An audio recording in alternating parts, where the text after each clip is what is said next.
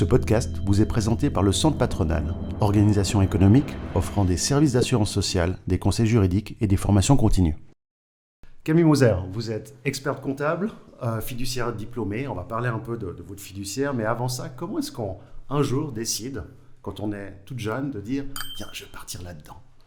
C'est une excellente question. Je ne sais pas si ma réponse sera très académique, mais j'étais inscrite en école d'ingénieur et puis je pouvais repousser d'un mois mes vacances. Donc finalement, je suis allée à l'Uni en économie. Ok, d'accord. Voilà. Et ça vous a tout de suite plu? Ça m'a tout de suite plu, oui et non. Je pense que les études sont assez théoriques. Je me réjouis, c'est beaucoup de la pratique.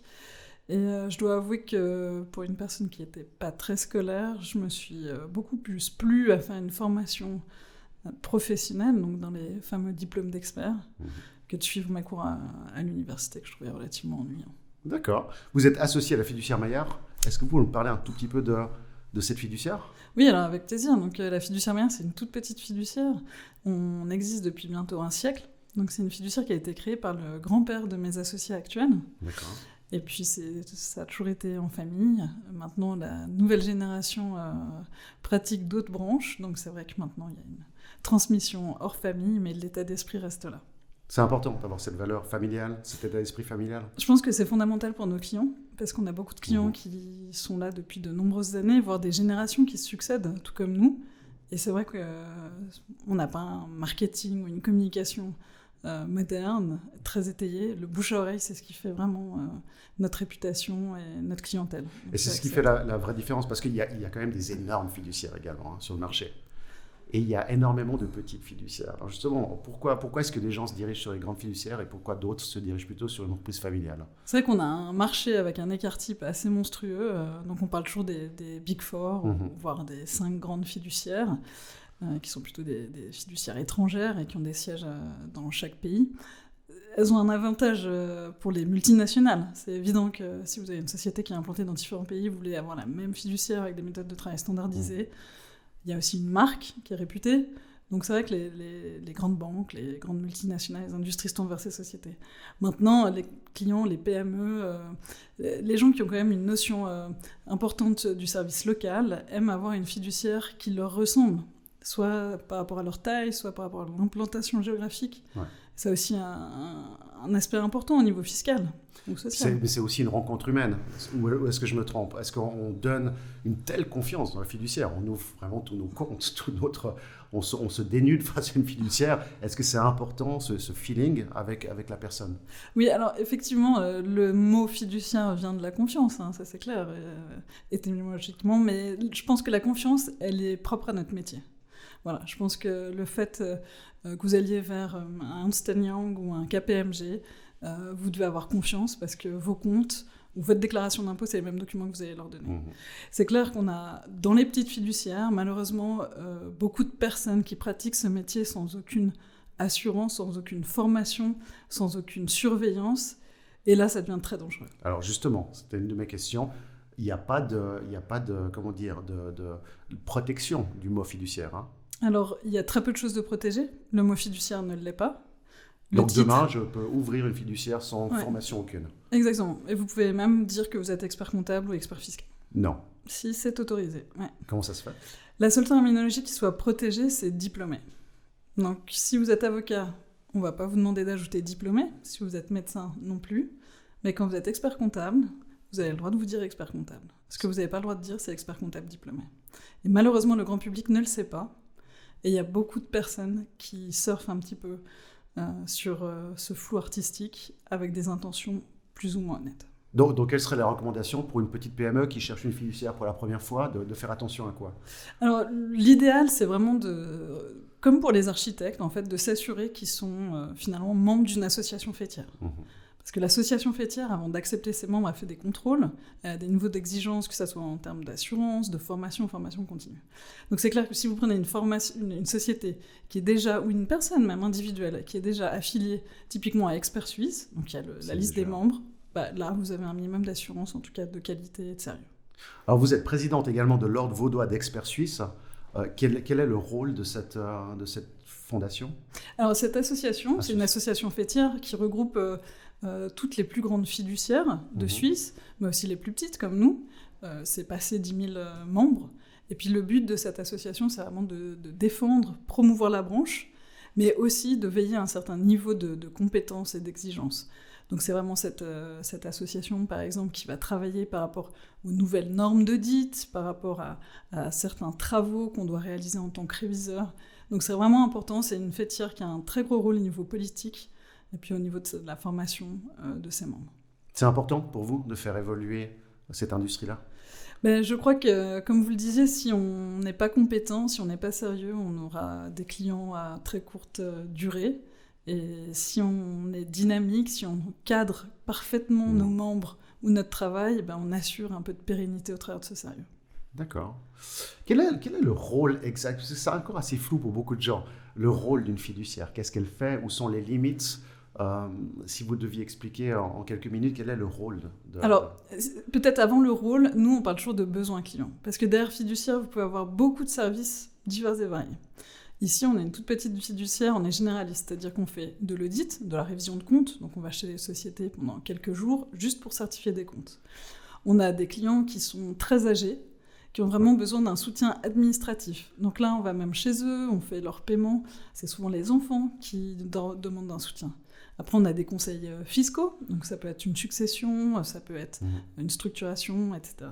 Donc vraiment, nous, le but, c'est d'être utile et de répondre aux besoins, aux attentes des clients. Si vous voulez qu'on tienne simplement les salaires de votre société, on ne fera que ça. Voilà, on s'adapte en permanence. Ok. Et puis la grande question, c'est l'avancée technologique. Ça a forcément un impact sur votre industrie et sur votre métier. Comment est-ce que vous percevez l'avancée technologique comme une menace, comme une opportunité, comme un nouvel outil à disposition ? Alors, d'abord, je le perçois comme un impératif, parce que je crois qu'aujourd'hui, il n'y a plus tellement de choses qu'on fait sans un minimum de technologie. On s'adapte en permanence aux exigences externes, que ce soit celles des clients, des administrations. Donc, on évolue comme ça. Malheureusement, je pense qu'il y a beaucoup de fiduciaires qui n'arriveront pas à prendre le tournant de la digitalisation. Pourquoi ? Parce qu'il y a un coût énorme.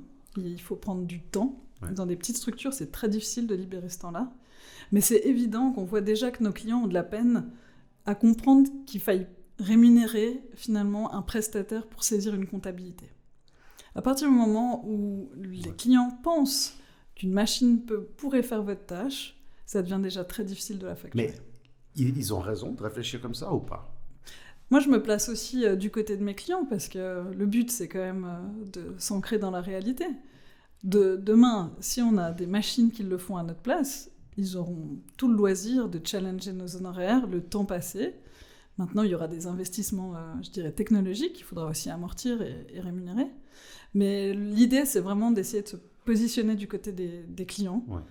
On a des clients qui sont jeunes, qui sont plus jeunes que nous même, donc la technologie, ça leur fait pas peur, et pour eux, c'est normal qu'on vive avec notre temps. Ça veut dire qu'il y a certainement des nouveaux services qui sont déjà arrivés ces 5 dernières années de la part des fiduciaires, ou alors que des 5 prochaines années, il y aura d'autres nouveaux services qui vont être plus à forte valeur ajoutée des fiduciaires que peut-être saisir des pièces comptables. Voilà.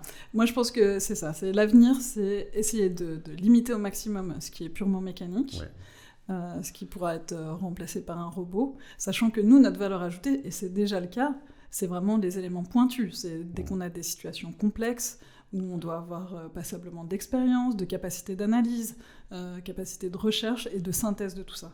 C'est ça qui fait notre forte valeur ajoutée. L'optimisation fiscale également. Ça en fait pleinement partie, évidemment, c'est clair. Maintenant, une saisie de déclaration d'impôt, là, typiquement, on voyait que même le canton de Vaud met en avant la possibilité de saisir automatiquement des relevés fiscaux. Est-ce que reporter des chiffres dans des cellules qui ne nécessitent aucune analyse, ça a beaucoup de valeur ajoutée ? Sans doute que non. Donc il faudra à terme qu'on ait des outils qui nous permettent de gagner du temps, qu'on ne facture pas suffisamment en fait. Votre regard sur, on reste dans la technologie parce que c'est intéressant quand on voit IBM, ce qu'ils ont développé comme Watson Analytics, où vous faites de l'audit, vous faites aussi de l'optimisation fiscale. Est-ce que le machine learning arrivera, selon vous, à terme, à réussir à avoir une nuance et une pertinence dans une analyse de situation ou dans une projection d'optimisation fiscale, ou est-ce que c'est utopique encore ? Alors je crois qu'on y est déjà passablement, notamment au niveau de l'audit, où là on a des datas qui sont en masse. Donc c'est vrai que jusqu'à présent, on avait des approches d'audit qui étaient très humaines au sens analytique, mais faites par un cerveau humain. Aujourd'hui, toutes les grandes sociétés d'audit ont des outils informatiques qui permettent en fait de faire des analyses quasi automatisées pour déceler des éventuelles écritures qui pourraient soulever des questions. Wow. Voilà. Ok. Donc, alors ça veut dire qu'à terme, ces grands fiduciaires, on parle de Deloitte, KPMG, etc., Exactement. ce sera plus des entreprises technologiques orientées sur un secteur que des grands groupes fiduciaires. Alors aujourd'hui, je pense qu'elles font un petit peu les deux, c'est-à-dire que c'est souvent des développements in-house parce qu'elles ont les moyens de développer leurs propres outils, mais elles ont aussi cette nécessité parce que la concurrence sur les honoraires et sur les tarifs, elle est très très importante. Demain, vous arrivez avec une machine qui peut déjà couvrir X% des tâches d'audit, c'est clair que vous gagnez en productivité et en efficience. Ça vous réjouit, cette évolution ou pas? C'est une bonne question, je pense que... Pas uniquement avec la casquette d'associé, mais la casquette personnelle également, d'être humain. Alors, l'audit, c'est un métier passionnant qui est très structurant. Donc c'est vrai que je pense que quand on est jeune et qu'on sort de l'Uni, c'est un passage... D'ailleurs, c'est la première chose que chez Deloitte, etc., les jeunes font. Ils passent d'abord dans l'audit. Exactement. Ouais. Donc c'est un excellent tremplin, ça vous forme très très bien, mais ce qui vous forme très bien, c'est le fait qu'on vous demande de réfléchir. Et c'est clair que je voyais déjà à l'époque où moi j'ai commencé, il peut y avoir des phases où vous faites juste du fill the box et vous faites du ticking toute la journée, et puis finalement ça a peu d'intérêt. Donc si ça peut être fait de nouveau par des machines, tant mieux. On perdra aucun intérêt dans notre métier, au contraire, et on pourra se concentrer sur des choses intelligentes. D'accord, c'est intéressant. Et puis tous ces petits, parce que j'ai on voit beaucoup de patrons de petites PME qui se disent, mais aujourd'hui, il y a ce petit logiciel online qu'on peut utiliser pour gérer pour remplacer une fiduciaire. Quel est votre regard par rapport à tout ça? De nouveau, c'est quelque chose qui peut faciliter, mais c'est pas tout. Alors, je pense que ça a toujours existé des quick wins, que ce soit au travers d'une personne qui va venir pour pas cher, un étudiant qui va venir ou un logiciel. Ce qui est important, c'est que l'entrepreneur il sache à quoi est-ce qu'il a envie de consacrer son temps et où est-ce qu'il a de la valeur ajoutée. Ce qu'on voit, nous, c'est qu'il y a beaucoup de gens qui pensent pouvoir faire seuls une grosse partie des tâches, etc. C'est évident que quand vous n'êtes pas formé, vous n'arrivez pas à faire les choses correctement.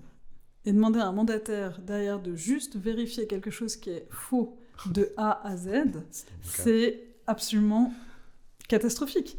Le mandataire a meilleur temps de partir de la feuille blanche, ça coûtera 3 fois moins cher au client. Et malheureusement, ça, voilà. Alors, le vendeur de la solution a bien évidemment dit que c'était un jeu d'enfant et puis qu'il n'avait pas besoin de fiduciaire, qu'il allait faire des économies notables. Dans les faits, on y arrive rarement. Vous êtes dans un marché extrêmement concurrentiel, tout comme beaucoup de marchés aujourd'hui, malheureusement.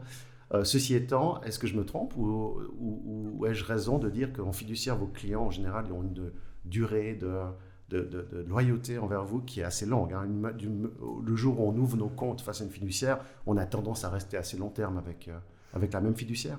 Est-ce que c'est... Alors, c'est vrai que chez nous, en tout cas, ça se vérifie beaucoup. Ça dépend aussi de votre activité. Dans l'audit, typiquement dans les grands groupes, ils sont obligés d'avoir une certaine rotation. Et bien souvent, au bout d'un certain nombre d'années, ils changent carrément de fiduciaire, de cabinet. Dans les plus petites fiduciaires, on a une bonne fidélité des clients. C'est vrai que ça, pour nous, c'est plutôt une gageure, mais c'est aussi une preuve finalement de confiance et de satisfaction. Parce qu'on a des clients qui sont jeunes, qui venaient d'autres mandataires aussi, et finalement, s'ils restent chez nous, c'est qu'ils sont satisfaits.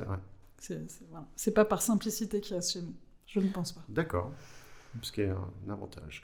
En termes de chercher des talents dans votre industrie, vous en trouvez facilement. Il y a beaucoup de personnes compétentes sur ce marché-là, ou c'est compliqué? Alors c'est assez fluctuant. Dans la branche, on se plaint souvent de ne pas avoir assez de main-d'œuvre, de jeunes à recruter. C'est vrai que c'est assez cyclique. Le milieu de l'audit est un milieu réputé pour être assez intensif en termes de charge de travail. Certes, très formateur, mais très exigeant. Et parfois, il y a des années où c'est un peu plus difficile de recruter les gens. Je pense qu'il y a une certaine fidélité. Par contre, les jeunes qui se lancent dedans, ils sont content de se former de façon très intensive, de se lancer dans des diplômes qui sont extrêmement bien reconnus. Donc, quelque part, je dirais, la difficulté des tout premiers recrutements se lisse au fur et à mesure des années. D'accord. Quel est les conseils que vous pourriez vous donner auprès de tous ces jeunes qui se lancent, qui veulent se lancer dans une carrière financière, ou plus spécifiquement dans l'audit, la finance, etc., ou la comptabilité, avec du recul que vous avez aujourd'hui? Quels seraient les conseils que vous donneriez comme parcours? Moi, définitivement, je pense que l'audit, passer dans des Big Four, c'est extrêmement formateur et valorisé. C'est très difficile, c'est vrai que vous sortez de l'Uni, vous ne faites passablement la fête, et puis vous vous retrouvez à faire des semaines à 60, 70 heures, etc. Par contre, l'avantage, c'est que ces sociétés-là, elles sont généreuses, elles vont vous former. Donc, ça sera peut-être une forme d'exigence aussi, mais elles vous permettent d'obtenir un diplôme d'expert comptable, d'expert fiscal, en finance et controlling ou fiduciaire. Et ça, c'est quelque chose, indépendamment que vous signiez une convention, qui sera extrêmement valorisée. J'ai envie de dire, payez vos galons pendant 2, 3, 4 ans dans ces sociétés, et ça va lancer une carrière qui vous permettra après de vous réorienter très facilement, quel que soit le secteur, voire même le métier. Ce qui est rare, ce que vous me dites là, parce que c'est vrai qu'aujourd'hui, il n'y a plus beaucoup de garanties de carrière dans des industries. C'est qu'avant, on en avait, maintenant, on en a moins. Par contre, dans une Big Four, ça veut dire que si je rentre, je suis jeune, je travaille bien, on me forme, j'ai une carrière qui est pseudo-garantie dans cette Big Four si je le souhaite. Alors, à l'interne, c'est vrai qu'il y a des belles opportunités aussi, parce qu'il y a de toute façon une rotation naturelle, les gens partent, et puis finalement, ces pyramides, elles se reconstruisent naturellement. C'est clair que pour aller au Graal, c'est-à-dire devenir associé partner dans un Big Four, le niveau d'exigence du dernier step, il est assez élevé. Vous devez présenter des business cases, être capable d'acquisition clientèle, etc. Et vous êtes quand même très jeune. C'est-à-dire que vous avez un peu plus d'une dizaine d'années d'expérience et vous êtes déjà peut-être appelé à être dans le process. Moi, je parlais aussi du potentiel à l'externe. Oui, ok.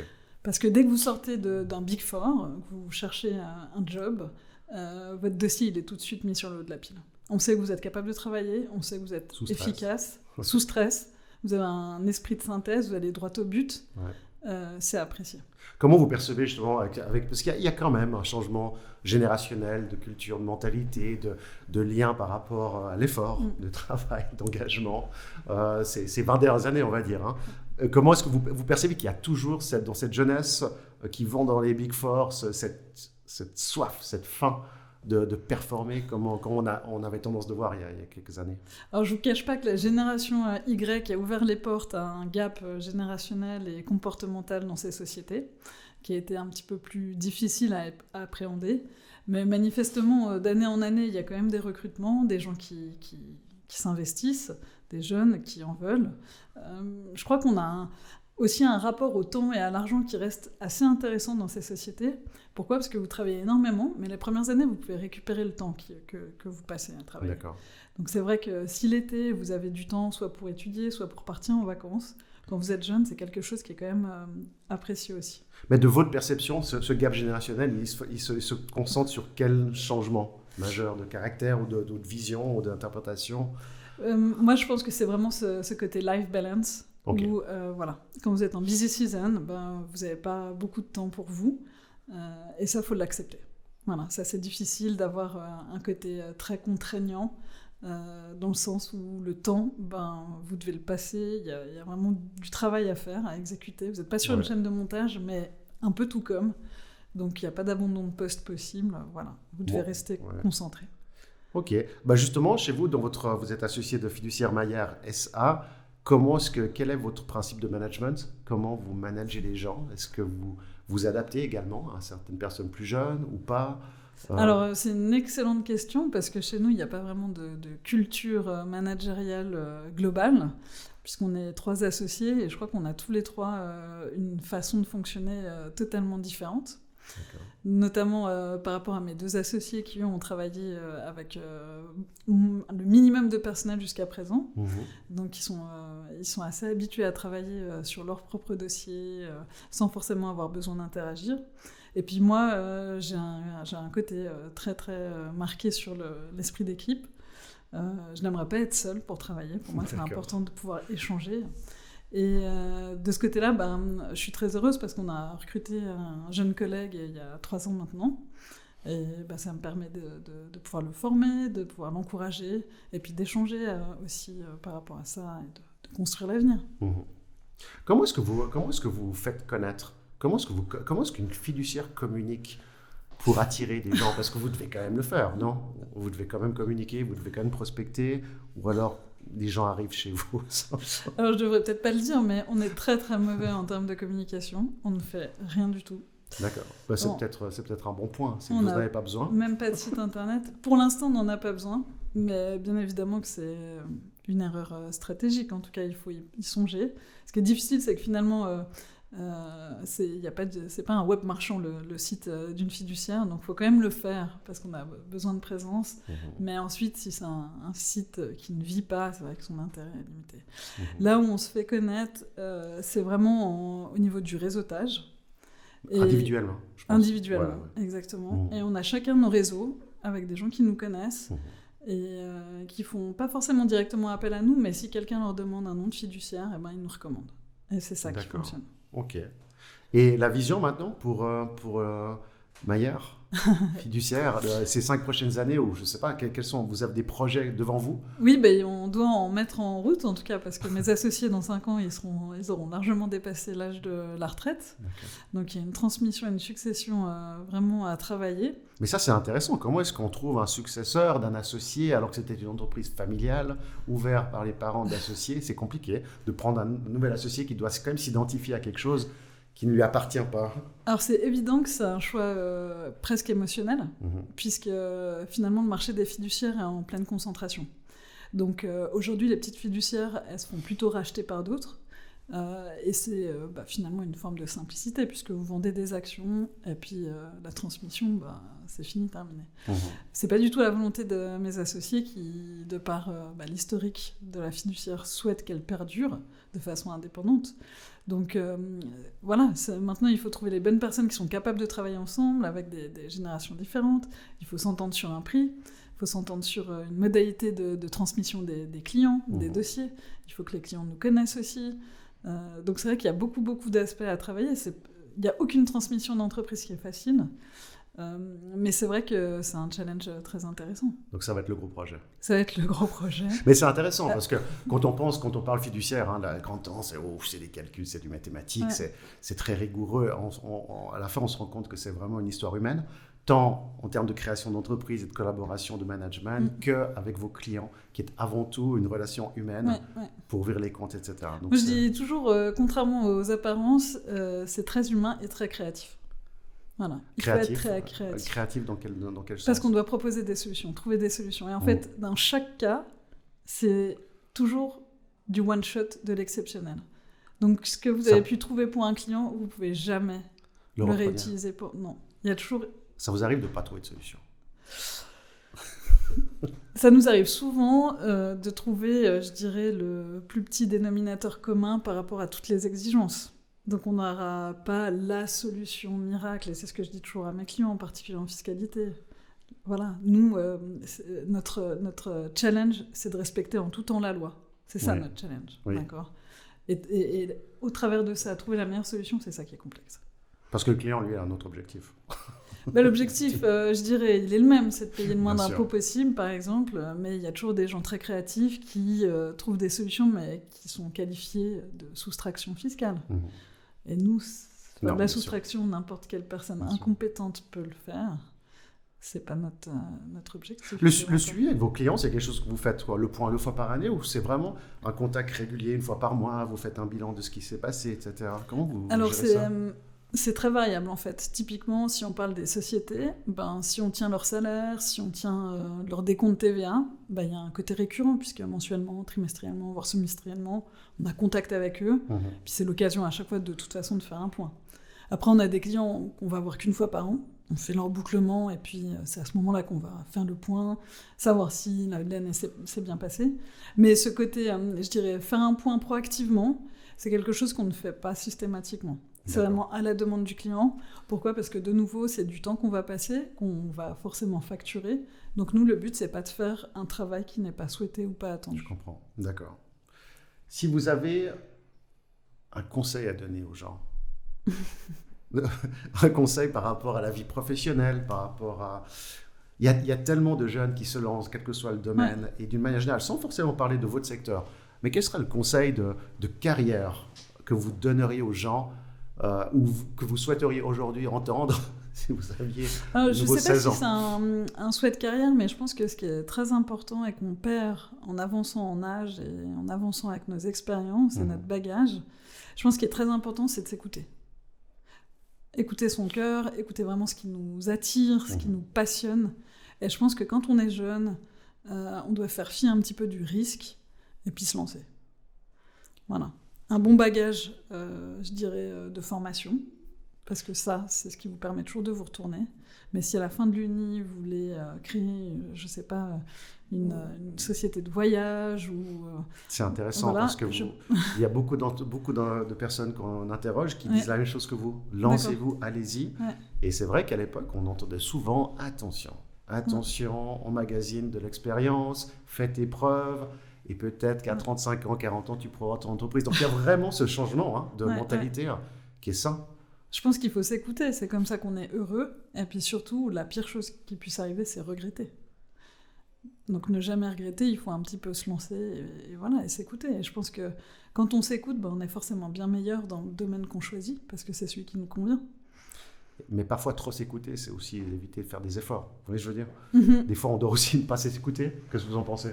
Alors, vous pouvez faire énormément d'efforts dans un domaine qui vous passionne. Exactement. C'est magnifique. Ouais. C'est ça qui est intéressant. Suivre ce qu'il y a au fond de nous. Maintenant, si votre passion, c'est d'être en dilettante et puis rester devant votre écran à faire je ne sais quel jeu, je pense que c'est un petit peu dommage. C'est moins productif. Voilà, ça sera plus difficile de capitaliser là-dessus, alors que n'importe quelle expérience de vie, vous pourrez toujours finalement la valoriser, que ça soit dans un futur emploi ou une nouvelle expérience personnelle. La perception de l'échec, on souhaite tous ne pas avoir d'échec.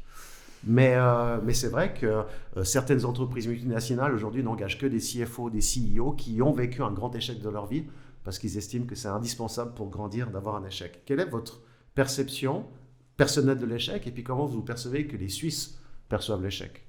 Alors je pense que ce que vous avez dit, c'est assez juste. On est en train de totalement changer d'appréciation de l'échec.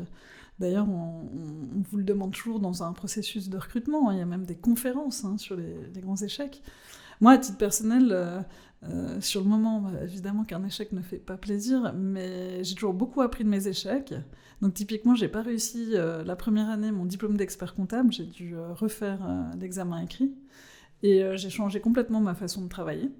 Et c'est vrai que c'est ça j'ai beaucoup appris. Donc maintenant, quand on échoue purement à titre personnel, il y a une frustration, mais on apprend. Si on échoue vis-à-vis d'un client, quand vous faites vous répondez à des appels d'offres, c'est vrai qu'il y a passablement de frustration. Et puis, il faut essayer de réussir à débriefer et comprendre pourquoi vous n'avez pas été retenu pour capitaliser là-dessus. Vous avez dit appels d'offres, parce qu'il y a des appels d'offres pour les fiduciaires ? Oui, tout à fait. En fait, en révision, ça se fait souvent, notamment pour tout ce qui est public, parapublic ou les sociétés d'une certaine taille. Donc on vous demande de faire une offre pour la révision de telle ou telle société ou telle commune. La situation du Covid, est-ce qu'elle a poussé d'une manière... déjà, la législation a changé certaines choses. Est-ce que ça a poussé les fiduciaires également à apporter des nouveaux services ou un peu plus de proactivité auprès de leurs clients ? Oui, alors c'est clair qu'on a été un levier important pour soutenir nos clients, que ce soit au niveau de leur démarche, l'analyse de leurs besoins. Et puis, effectivement, il fallait produire des pièces qui étaient parfaitement rigoureuses et dans des temps. Maintenant, c'est clair que quand on s'entretient avec des politiques, et puis qui distribuent de l'argent, des subventions, des soutiens, voire même des prêts, chacun pense qu'en fait, toutes les entreprises ou les indépendants ont des fiduciaires fiables, voire des réviseurs.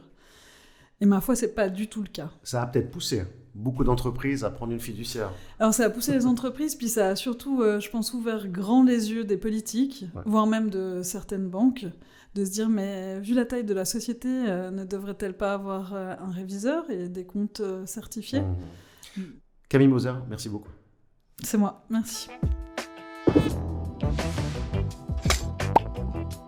Ce podcast vous a été présenté par le Centre Patronal, organisation économique offrant des services d'assurance sociale, des conseils juridiques et des formations continues.